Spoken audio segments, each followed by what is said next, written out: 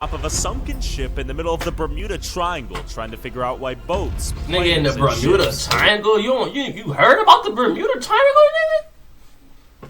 I heard some people that fly over there never make it back. Well, that's just the stories I done heard. So many stories, man. This nigga got some nuts.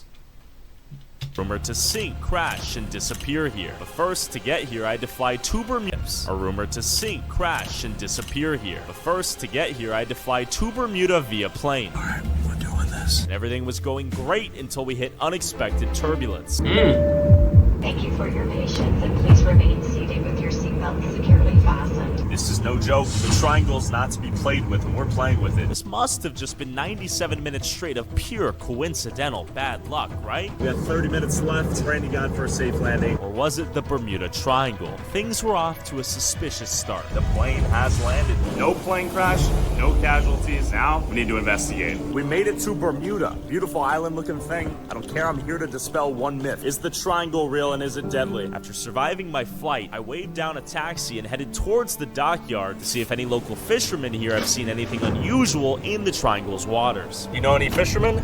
Of course, I fish myself. But Oh, really? Yeah. But there are a lot of things in the water, especially these days. Fisherman right there. That's the guy you want to talk to. How you guys doing? We're trying to see if this Bermuda Triangle myth is real or not. No, Bermuda Triangle ain't fake, bro. It ain't fake? No, you come around here and see some name. This is someone who lost their life. These are guys lost at sea. This is your guys' friend? Yes. What happened?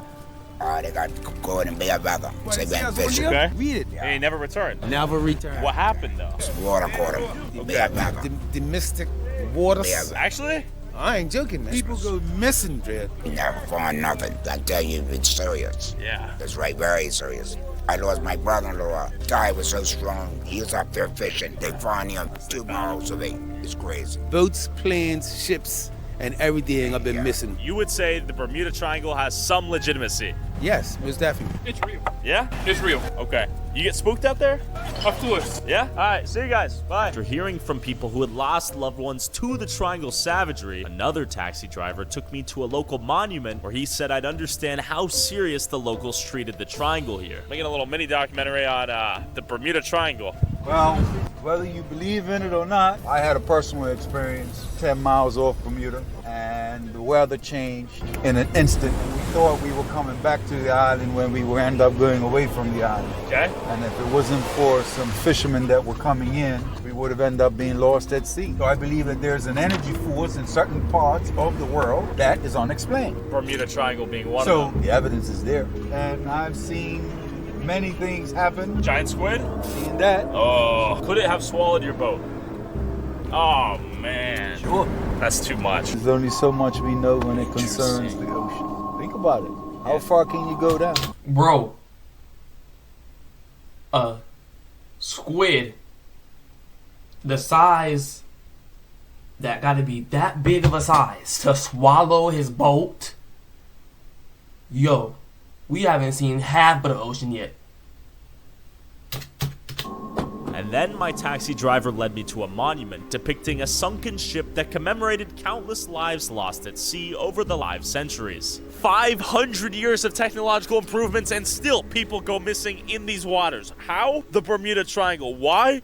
We don't know yet. So we're gonna find a captain and a boat, go into the water and see if there's anything compelling out there to prove why people keep disappearing.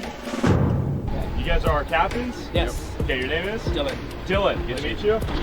John. Let's do it. With a boat chartered, the question is, can I find any sunken ships or planes in the ocean? What do you know of the Triangle, if anything? Is this real? So, definitely know for a fact that there's what we call magnetic variation in Bermuda. Basically, the further away you get from the poles, the more that magnetic signal actually fluctuates. Which can make the difference between getting your boat home safely or dying at sea like a loser. And keep in mind, Bermuda is a place known for the weather to change quite quickly at times, and it gets really, really nasty out here. Okay. So that's a big part when it comes to why ships why we believe a lot of ships have been missing. I've seen derelict boats out there, small sailing yachts. The biggest one I saw was actually bigger than this. Just floating out there, no trace of people on board.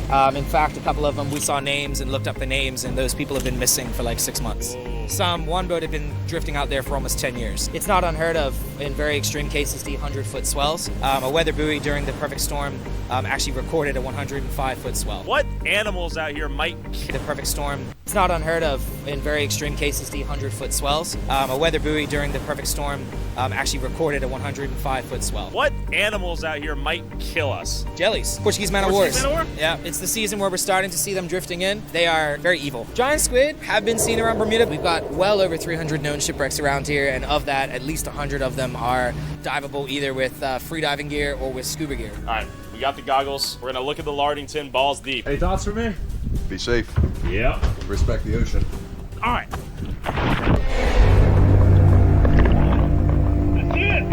Right beneath me! Alright, we found our first shipwreck. The Lardington's right there. You can see the boilers. What? How did this thing sink again? The Lardington? So the Lardington was basically actually on her way from Russia to Baltimore.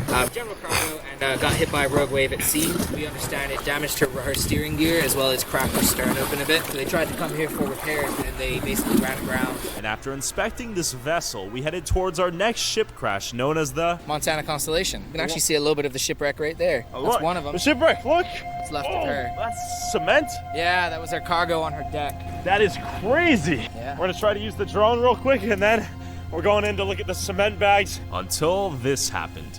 The drone cannot take off because the IMU is out a bunch of errors. Right now the drone is saying that it's 160 feet below ground. Now it's 300 feet in the air. 197, 8 to 41, and straight tweaking out. The question was, did sunken ships like the Montana suffer similar technological errors like our drone right now? And with cargo from ancient ships everywhere you look, from ancient glass. So this would have been like a window pane or a glass door. To empty morphine bottles, one can only wonder what made this ship sink to the bottom like so many others. With every part of it feet across from each other, spread across the ocean floor. While these ships were sunken deep enough to make you feel like your eyes are being squeezed out of your skull and your eardrums are exploding, the fact that it's only a 15-foot dive beneath you makes you wonder, what sunk these ships? A storm? A giant squid? An interdimensional black hole? A 100-foot wave? And how did this legend grow to become a household name? I wondered. Captain, we've seen 3 shipwrecks. Where are we headed next? We're gonna head to shipwreck number 4 that is historic and old,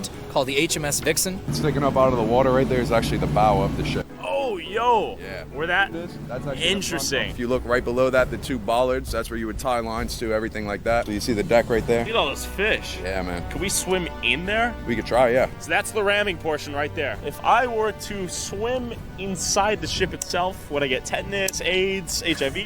More importantly, there used to be 2 8-foot green moray eels that used to live inside of it. And if you've never seen eels before, eels are very territorial, and I've seen them bite people underwater. Ah.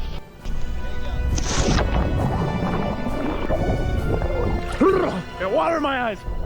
Just a giant sunken ship behind me. And here's what it looks like on the inside. It's pretty surreal. And after stepping on an ancient sunken ship with my own 2 feet, Captain wanted to show me a few ships that had just wrecked in the last few years. That bad boy's straight up upside down.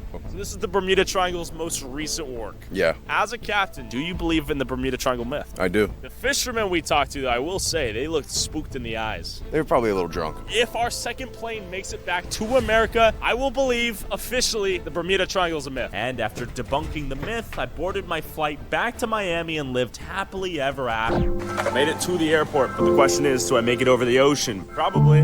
One more flight to go and the myth is debunked. Of course he made it back. Thankful he made it back. But man, what's y'all thoughts about the Bermuda Triangle, bro? Do y'all think it's a myth? Do y'all think it's true, man? I think that shit true, man. They didn't got done showing us a lot of historical boats that got sunk. And why is it boats commonly getting sunk, bro? I know he won't go over there during bad weather. But man, let me know what y'all think, man.